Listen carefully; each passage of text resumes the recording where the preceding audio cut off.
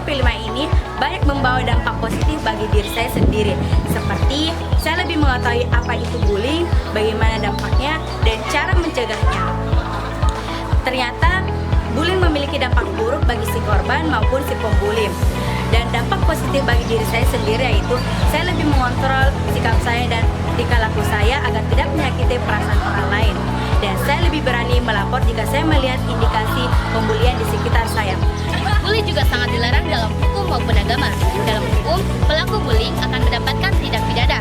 Dalam agama, kita dilarang untuk saling mengejek atau mengolok-olok suatu kaum dikarenakan siapa tahu orang yang kita bully lebih baik daripada orang yang kita mengolok. Sangat berdampak baik bagi semua siswa-siswi di PTDI satu Senjai karena dapat menambah pengetahuan kita sekaitan dengan bullying, seperti penyebab bullying, bentuk-bentuk bullying, dampak bullying, sanksi bullying, dan cara mengatasi bullying. Selanjutnya, kegiatan ini juga dapat meminimalisir terjadinya bullying di sekolah karena seluruh siswa sudah tahu sanksi bullying, seperti ancaman pidana dan lain sebagainya. Apalagi dampak bullying seperti gangguan mental dan bahkan penurunan prestasi bagi korban.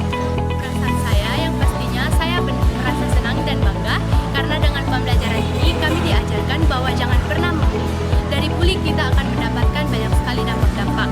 Maka dari itu kami juga diajarkan bagaimana cara mencegah terjadinya bully, baik itu di lingkungan sekolah, pertemanan, atau bahkan lingkup terdekat seperti keluarga.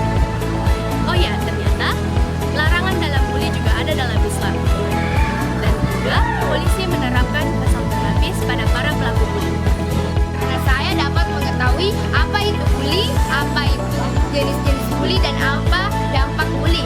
Ternyata bully dilarang di dalam agama yang terdapat pada Al-Quran surah Al-Hujurat ayat 11 yang artinya, hai orang-orang yang beriman, janganlah kamu merendahkan orang lain karena belum tentu orang yang kamu rendahkan lebih baik dari dirimu. Banyak sekali sisi positif yang dapat saya rasakan setelah mengikuti kegiatan ini.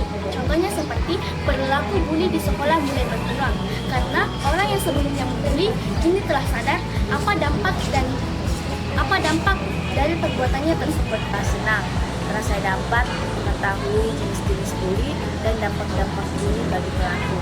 Dan ternyata bully dalam agama terlarang dalam agama karena terdapat dalam surah Al-Hujurat dan ayat 12. Jadi jangan biarkan bully terjadi di sekitarmu. Saya belajar banyak dan bisa memahami lebih dalam hal tentang bullying, seperti dampak negatif yang terjadi pada korban bully maupun si pelaku. Larangan tentang bullying sudah banyak tersebar di masyarakat, seperti pidana hukum, hukum agama, maupun perlindungan anak. Maka dari itu, marilah kita bersama-sama untuk memutuskan rantai bullying. Bullying, say no, never do it.